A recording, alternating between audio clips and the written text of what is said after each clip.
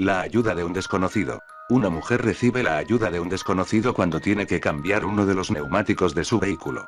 Sospechando de sus amables intenciones pide ayuda y una mujer finalizó sus compras en unos grandes almacenes y cargada de bolsas se dirigió al aparcamiento donde tenía su vehículo. Al llegar se encontró con una de las ruedas de su coche pinchada, abrió su maletero y sacó la rueda de repuesto y las herramientas necesarias para realizar el cambio. Como no tenía mucha experiencia le estaba resultado complicado cambiar el neumático. Un hombre muy guapo, vestido con traje y corbata y con un lujoso maletín de cuero se ofreció gentilmente a ayudarla, entre los dos cambiaron en pocos minutos la rueda del coche mientras conversaban. Ambos frecuentaban el centro comercial a la hora de la comida porque él trabajaba cerca, por lo que dijeron que si alguna vez volvían a coincidir quedarían para comer juntos. El hombre una vez que ganó confianza le pidió a la mujer si podía acercarle en coche a la otra planta del parking, ya que sin darse cuenta se había equivocado al bajar en el ascensor y tenía su coche aparcado en un piso superior, a ella no le supondría mucho porque tenía que pasar por allí para dirigirse a la salida. La mujer no quería parecer ingrata y decirle al hombre que no, pero no estaba dispuesta a montar en su coche a alguien que apenas conocía. Por lo que fingió haber olvidado una bolsa en una de las tiendas y le pidió al señor que la esperara un minuto mientras subía a recogerla. Cuando el hombre permaneció sentado en su coche esperando en lugar de subir con ella a la planta en la que supuestamente tenía el coche empezó a sospechar. Por lo que una vez dentro del centro comercial se dirigió a un miembro del equipo de seguridad para contarle el caso. Al llegar ambos a su coche este estaba vacío, pero el hombre en su huida, probablemente al ver al seguridad, olvidó su maletín en el asiento de atrás del coche. Tras 10 minutos de espera el seguridad y la mujer llamaron a la policía para que se encargara de entregar el maletín a su propietario. Los agentes en busca de algún tipo de identificación abrieron el maletín, nadie podía esperar lo que encontraron dentro. El maletín estaba lleno de distintos tipos de cuchillos, una cuerda, esparadrapo y una cámara de fotos. Lo que encontraron dentro de la memoria de la misma les dejó estupefactos. El hombre secuestraba mujeres que torturaba y violaba antes de ejecutarlas, su fetiche era fotografiar a sus víctimas que al parecer eran muchas. Los agentes de inmediato le pidieron a la mujer que les mostrara la rueda que había cambiado el asesino. La rueda estaba perfectamente, tan solo encontraron un pequeño trozo de madera con el que al parecer había vaciado el aire de la misma obstruyendo la válvula de entrada de aire. El asesino tras localizar una posible presa que se encontraba sola en el parking, vaciaba uno de los neumáticos y esperaba pacientemente a que regresara para ofrecerse a ayudarla y ganarse su confianza, de este modo ellas accedían a meterse con él en el coche donde las atacaba y secuestraba. La madre descuidada. Una de las leyendas urbanas más espeluznantes que circulan desde hace años es la de una madre que accidentalmente acaba con la vida de sus 3 hijos en el mismo día.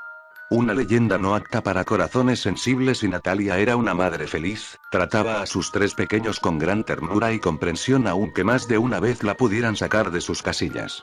Los 2 primeros de sus retoños vinieron casi seguidos 6 y 7 años y la tercera, una preciosa niñita de 7 meses, que aunque inesperada, fue recibida con el mayor cariño y amor que una familia le puede entregar. El único pero que le podía poner Natalia a su abundante familia era que su marido casi no pisaba su casa. Su aburrido trabajo como contable les daba una cómoda posición social pero le mantenía ocupado todo el día, e incluso cuando estaba en casa siempre estaba rodeado de papeles del trabajo. Por lo que Natalia tenía que ocuparse de sus hijos sin ninguna ayuda y en algunos momentos eso podía ser extenuante. La noche anterior al fatídico día la más pequeñita de la casa había decidido celebrar un concierto nocturno y Natalia casi no pudo pegar ojo. Agotada y casi arrastrándose llegó a la cama a las 4 de la mañana tras dejar a la niña en la cuna. Cuando se empezó a quedar dormida escuchó el grito de su segundo hijo en la habitación contigua, de un salto se levantó y fue corriendo a la habitación que compartían sus 2 hijos mayores y se encontró a Mario, el mediano en edad, visiblemente asustado y llorando sobre su cama. Parece que había tenido una pesadilla y del susto se había hecho pis encima, algo que por desgracia se había vuelto muy habitual desde que nació su hermanita. El niño se había convertido en un príncipe destronado y su comportamiento dejaba mucho que desear y era capaz de cualquier cosa con tal de llamar la atención. Natalia, agotada y sin pensarlo mucho, comenzó a regañar a Mario delante de su hermano Julián. Como te vuelvas a hacer pis en la cama te voy a cortar el pipí. Ni siquiera tu hermanita me da tanto trabajo como tú. El niño lloraba desconsoladamente mientras su madre cambiaba las sábanas y le daba la vuelta al colchón. Casi sin darse cuenta eran ya las 5 de la mañana y Natalia aún no había podido pegar ojo. El biberón de las 6 de la mañana y preparar el desayuno a su marido e hijos hizo el resto. No pudo dormir en toda la noche. Lo peor de todo es que los niños pasarían todo el día en casa, ya que estaban de puente. Una festividad que parece que no respetaban en la empresa de su marido, el cual fue a trabajar como cualquier otro día dejándola al cuidado de los pequeños durante todo el día. A media tarde y aprovechando que Mario, agotado por la noche anterior, se había quedado dormido en su habitación, comenzó a bañar a la pequeña Clara. Era el momento ideal pues Mario estaba insufrible y si no le vigilaba a cada paso era capaz de incendiar la casa con tal de llamar la atención. Esa pequeña siesta le daría un respiro y la permitiría bañar al bebé un poco antes del horario habitual. Con un poco de suerte hoy podría mandarlos a dormir un poco antes y descansar. Cuando ya solo le quedaba lavar la cabecita a la pequeña Clara, un grito desgarrador se escuchó en el pasillo. Era sin duda Mario, que seguro que había vuelto a hacer otra de las suyas. Gritando y sin soltar a Clara preguntó: ¿qué pasa? Mario, ¿estás bien? Julián. ¿Qué le pasa a tu hermano? Estaba a punto de envolver en una toalla a la bebé, que aún continuaba enjabonada en la bañera cuando Julián entró por la puerta y lo que vio la dejó sin habla. Mamá, Mario se ha vuelto a hacer pis en la cama, así que le he cortado el pipí como dijiste. El mayor de sus hijos tenía el pene ensangrentado de su hermano en una mano y unas tijeras manchadas de sangre en la otra. Natalia, pálida por lo que acababa de suceder, se levantó de un salto olvidándose que estaba bañando a la pequeña y salió corriendo hacia Julián, que, al ver la furia de su madre en los ojos, escapó a toda velocidad buscando un sitio para esconderse. Aturdida, conmocionada y agotada por la noche en vela, Natalia no sabía cómo actuar cuando llegó a la habitación de los niños y vio a Mario sobre la cama desangrándose. Tras abrazar fuertemente a Mario, le cargó en brazos y bajó las escaleras camino al coche. Su única opción era llevarle al hospital inmediatamente. Cada grito de dolor del niño bajaba en intensidad, la pérdida de sangre le estaba debilitando y sabía que tenía pocos minutos antes de que muriera desangrado. Arrancó el coche y pegó un acelerón, saliendo el vehículo impulsado como si diera un salto al pisar un fuerte bache y sonó una fuerte explosión. El salto pareció sacar a Natalia de su estado de shock y de repente recordó que la pequeña Clara seguía aún dentro de la bañera. En ese momento se dio cuenta de la mortal imprudencia que acababa de cometer y bajó del coche sin mirar atrás para buscar a su hija. Por desgracia, cuando llegó era demasiado tarde. La bebita de apenas 7 meses no tenía la fuerza suficiente para aguantar tanto tiempo sentada sin perder el equilibrio y yacía inerte boca abajo en el agua. Los intentos de reanimar a la niña fueron inútiles y Natalia, gritando desesperada, bajó nuevamente las escaleras de su casa con su bebé en brazos camino del vehículo que la llevaría al hospital. Pero aún le quedaba una última y macabra sorpresa. Al acercarse al vehículo todoterreno que conducía, se dio cuenta de que había un brutal charco de sangre en el suelo. Al principio pensó que sería la sangre de Mario, pero al acercarse pudo constatar que bajo el coche estaba el cuerpo inerte de Julián, que al parecer se había escondido bajo el todoterreno para evitar que su madre le pegase. Con tan mala fortuna que al arrancar esta a toda velocidad, una de las ruedas le aplastó el cráneo, reventándolo y desparramando sus sesos por todo el suelo y causando la terrible explosión que Natalia había escuchado un par de minutos antes. Natalia cayó al sueño de rodillas, su cara no reflejaba ninguna expresión. Solamente se mantuvo en esa posición durante unos minutos hasta que sin mediar palabra se levantó, abrió la puerta de su coche y cargó nuevamente el cuerpo ya inerte de Mario junto al de su hermanita. Entró nuevamente en su casa. Un minuto después bajó de nuevo, cargó el cadáver de Julián y volvió a entrar en la casa cerrando la puerta tras de sí. Por la noche, cuando el marido de Natalia llegó a su casa, que estaba a 15 minutos de la ciudad, se encontró el todoterreno con la puerta abierta y a medio camino del garaje, lo que le impedía aparcar su vehículo. Se acercó al coche de su mujer y se manchó el zapato con lo que parecía una viscosa mancha de aceite, cerró su puerta y se dirigió a casa en la que todas las luces estaban apagadas. Al entrar gritó: «Natalia, ¿dónde estáis? ¿Por qué tienes el coche en mitad del garaje?». Al dar la luz se dio cuenta de que había un reguero de sangre seca en el suelo que subía las escaleras y dirigía a la planta superior. Asustado corrió tanto como pudo para quedar totalmente impactado cuando al entrar en el baño, sus 3 hijos flotaban sobre el cadáver de su madre, que los había reunido en la bañera justo antes de cortarse las venas. Causar la muerte de sus 3 hijos fue mucho más de lo que pudo soportar. La maldición de Carmen Winstead. Cuenta la leyenda que un grupo de amigas queriendo gastar una broma a una compañera del colegio la tiraron por el hueco de una alcantarilla. La chica se partió el cuello en la caída y desde entonces comenzaron a y finalizada la hora del almuerzo escolar, la maestra les comunicó a los alumnos que la junta directiva había planificado un simulacro de incendio en el que todos debían participar. Poco después sonó la alarma y los alumnos salieron para reunirse en el patio. Era un día caluroso, con el cielo despejado y un sol que hacía arder la piel, llenando las frentes de los estudiantes con pequeñas gotas de sudor. La maestra comenzó a leer la lista de nombres. Todos alzaban la mano y decían presente de forma mecánica, consumidos por el aburrimiento. Sin embargo, una chica de un grupo de 5 amigas se fijó en el hecho de que Carmen, una compañera de clase, estaba de pie junto a la alcantarilla, a la que le faltaba la tapa desde hacía semanas, y aún faltaba bastante para que la maestra leyera su nombre. Sus ojos brillaron. Carmen estaba entre las últimas de la larga lista organizada en orden alfabético. ¿Qué pasaría cuando la llamen si caía en la alcantarilla? Carmen está en la alcantarilla. Podrían corear y entonces todos reirían a carcajadas y la pobre Carmen sería el hazmerreír. Quién sabe, incluso podrían terminar por bautizarla como la chica de la alcantarilla.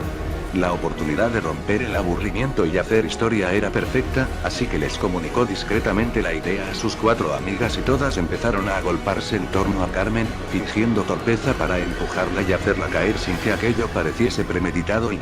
La maniobra fue perfecta, Carmen apenas emitió sonidos de queja mientras la hacían caer y, cuando dijeron su nombre, las 5 chicas empezaron a gritar. Ella está en la alcantarilla, ella está en la alcantarilla. Un mar de carcajadas se desató, pero las risas empezaron a silenciarse cuando la maestra se acercó a ver y, antes de que emitiera palabra alguna, se giró y miró a todos con una mueca impregnada de angustia y terror. La situación no inspiraba risa alguna. Carmen había caído de cabeza en el hueco y al aterrizar su cabeza se había torcido hacia un lado en una posición totalmente imposible, su cara casi sin piel después de haberse raspado contra las paredes de la alcantarilla en la caída y una mueca espantosa como si hubiera tratado de gritar y no hubiese tenido el tiempo suficiente. La sangre se dispersaba en un charco que se mezclaba con el excremento húmedo y maloliente que impregnaba todo su cuerpo. Las 5 chicas se acercaron a ver. Una lágrima asomó tímidamente en la mejilla de la autora de la broma mientras sus ojos atónitos contemplaban como una gorda cucaracha yacía sobre lo que alguna vez fue el rostro de Carmen, moviendo sus antenas como para ver si todo estaba bien.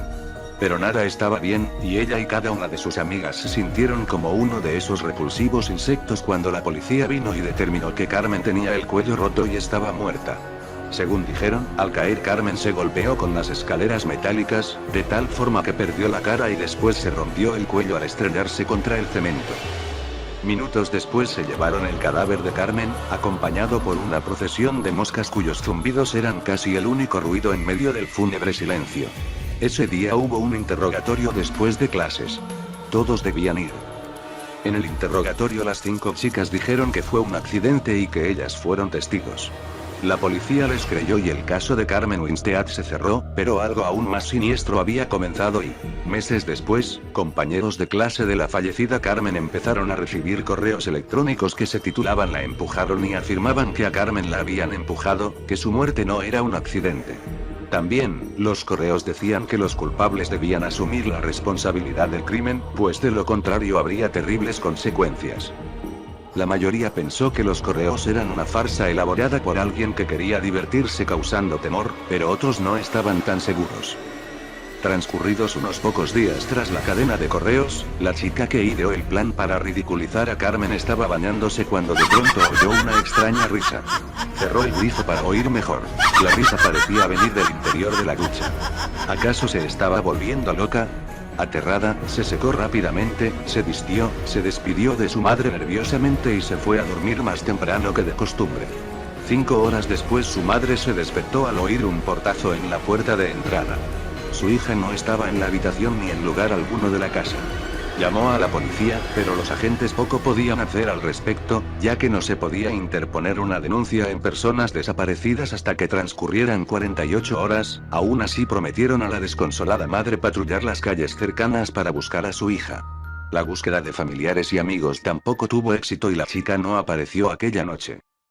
La mañana siguiente, mientras el conserje del colegio limpiaba las hojas secas del patio, se encontró que la tapa de la alcantarilla, que habían vuelto a colocar después de producirse la trágica muerte de Carmen, había sido levantada y apartada a un lado. Al asomarse descubrió algo realmente escalofriante. Parece que la chica desaparecida la había retirado antes de lanzarse de cabeza por el conducto y se encontraba en el fondo con el cuello roto y la cara destruida, borrada por los golpes que se había dado al caer y golpearse con las escaleras metálicas de las cloacas.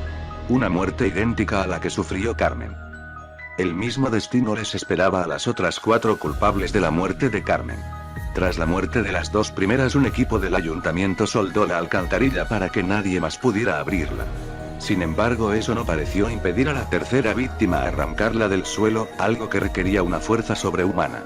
Por supuesto, esa fue la gota que colmó el vaso y se decidió colocar vigilancia a las 24 horas del día en ese peligroso punto de encuentro para suicidas.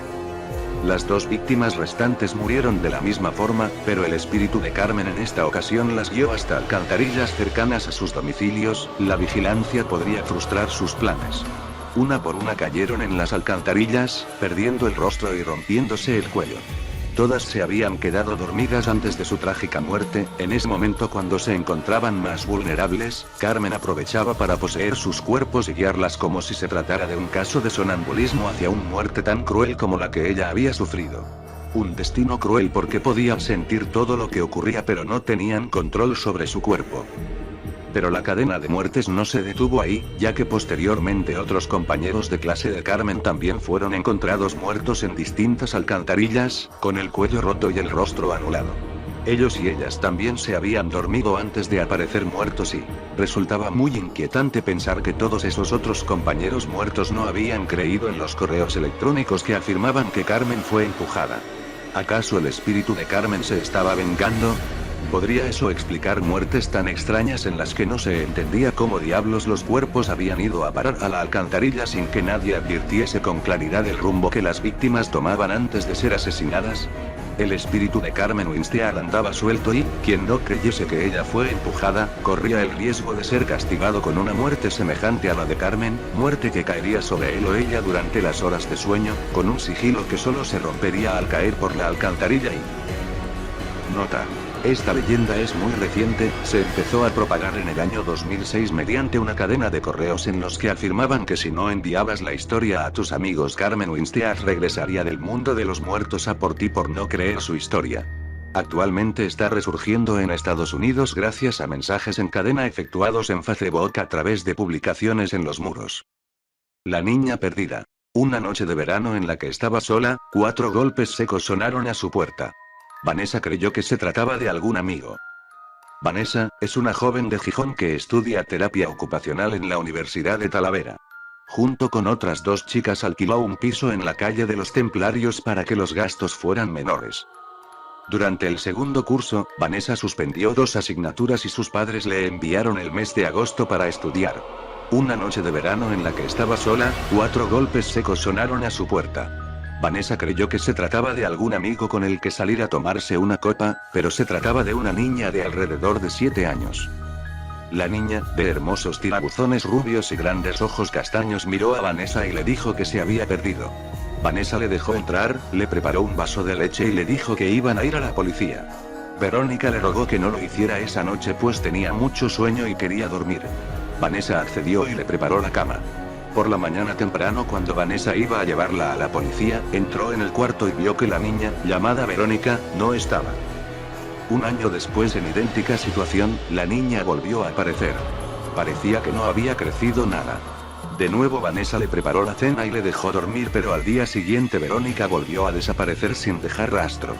Vanessa fue a la policía y dio todos los datos de la chiquilla, pero no se habían producido denuncias ni nadie había reclamado una desaparición. Tras dar muchas vueltas, Vanessa llegó al hospital de San Prudencio. Un hospicio para niños y niñas huérfanos. Allí la madre Sonsoles le explicó que no tenían ninguna niña de esas características. Justo cuando se disponía a salir Vanessa del lugar, otra monja llegó con un calendario de 2 cursos atrás. Allí estaba la foto de Verónica, tal y como Vanessa le había visto. «Sí es ella», gritó. Las 2 monjas se miraron extrañadas. Verónica murió hace 2 años. Aquella noche, 4 golpes secos sonaron en la puerta de Vanessa. La muchacha observó por la mirilla de la puerta. Allí estaba de nuevo Verónica, con los brazos cruzados y cara de enfadada. «Has tardado mucho en abrirme, tengo hambre y sueño», dijo la niña. Vanessa, aterrada, preparó todo como lo había hecho habitualmente. Cuando acostó a Verónica no pudo soportar el terror y entró despacio a su habitación. La niña estaba totalmente arropada. Vanessa retiró la sábana y bajo ella, como un suspiro, pareció desvanecerse un cuerpecito en una nube. Sobre la almohada, con letra infantil y varias faltas, había una nota: «Gracias por la leche y los dulces, ahora tengo que irme a llevar al infierno a las otras 3 chicas que no me dejaron entrar a sus casas».